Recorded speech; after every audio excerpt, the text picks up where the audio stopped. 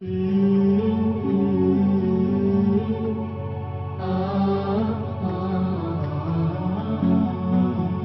لقانا دائما وبيننا حسن الصفاء تضمنا فيه بواصل روح المحبة والوفاء يحلو لقانا دائما وبيننا حسن الصفاء. Assalamualaikum. Waalaikumsalam warahmatullahi wabarakatuh. Gimana kabarnya Bang? Alhamdulillah, Ustaz. Antum gimana, Ustaz? Alhamdulillah baik, alhamdulillah. Ustaz, Ana ada sedikit pertanyaan, Ustaz. Mungkin antum bisa berikan kalau penjelasan kepada Ana yang berhubungan dengan tawakal, Ustaz. Artinya ada tawakal dan ada ikhtiar, Ustaz. Bagaimana, apakah ini harus mana duluan, apakah berikhtiar duluan baru tawakal atau bagaimana, Ustaz? Pertanyaan yang baik Bang Dung. Sebenarnya ikhtiar dan tawakal dua perkara yang tidak bisa dibeda-bedakan. Adapun persangkaan orang yang menyatakan atau menyangka bahwasanya tawakal sendiri, ikhtiar sendiri, ini merupakan persangkaan yang keliru.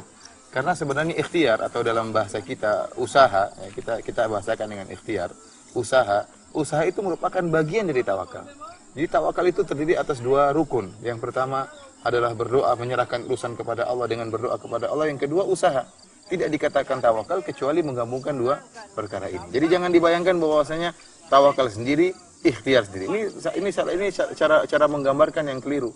Tawakal dan ikhtiar ikhtiar dan menyerahkan urusan kepada Allah, berdoa kepada Allah. Inilah dua rukun, inilah merupakan bagian daripada tawakal. Oleh karenanya kita lihat Nabi SAW tidak pernah memisahkan antara berusaha dan berdoa.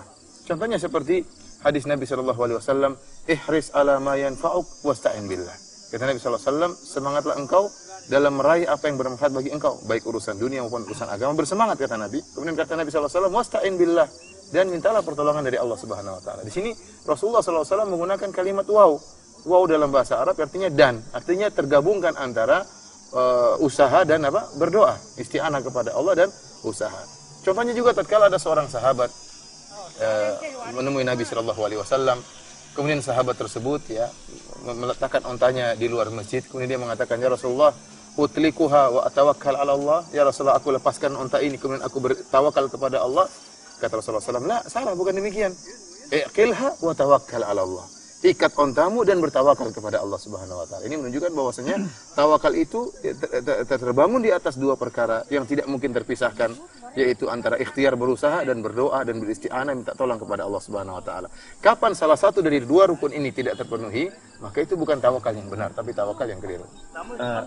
Lanjut, Ustaz, masalah hubungan antara tawakal tadi dengan isti'anah dengan hubungan dengan hadis burung, Ustaz. Bukankah dikatakan sebagian orang berprasangka seperti burung itu bahwa asal bertawakal pasti akan mendapat tanpa ikhtiar gitu. Oh iya. Karena tawakal pada Allah, menyerahkan hanya kepada Allah, insya Allah kita akan.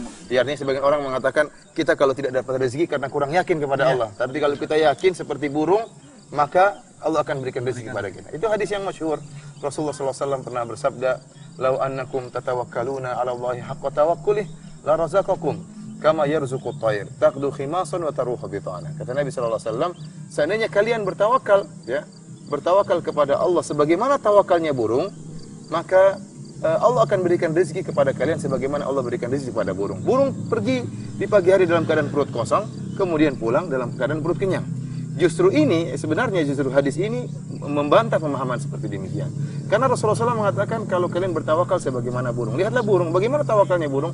Burung apakah dia cuma hinggap di pohon tidak pergi? Dia pergi, bahkan dia bangun di pagi hari, bahkan sebelum subuh dia sudah lincah meloncat dari satu ranting ke ranting yang lain.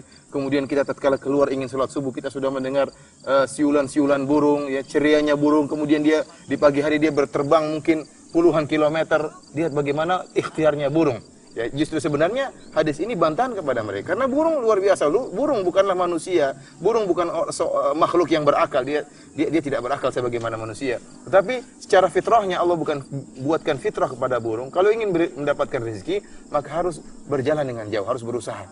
Maka burung pun terbang dengan jarak yang puluhan kilometer dalam keadaan perut kosong. Dia merasa punya tanggung jawab terhadap anak-anaknya. Kemudian dia pergi begitu jauh. Tatkala dia pulang, dia sudah membawa rezeki buat dirinya, dia sudah kenyang dan dia juga bawa rezeki buat anak-anaknya. Ini tawakal yang benar seperti ini. Lantas bagaimana orang berdalil dengan hadis ini di sebuah hari kemudian tidak bangun, hanya kemudian di rumah saja tidur pagi Dia harusnya malu sama burung. Burung yang tidak berakal saja secara fitrahnya tahu bahwasanya orang kalau sesuatu kalau ingin dapat rezeki maka harus berusaha. Sehingga burung di pagi hari sudah begitu ceria, sementara orang ini dia malas-malasan, bagaimana dia mau diberi rezeki oleh Allah Subhanahu wa taala. Ya, sama Bang. Ya, terima kasih. Salam warahmatullahi wabarakatuh. عنواننا لا للجفاء نمضي على قرآن ربي ونقتدي بالمصطفى بواحة فيها التاخي عنوان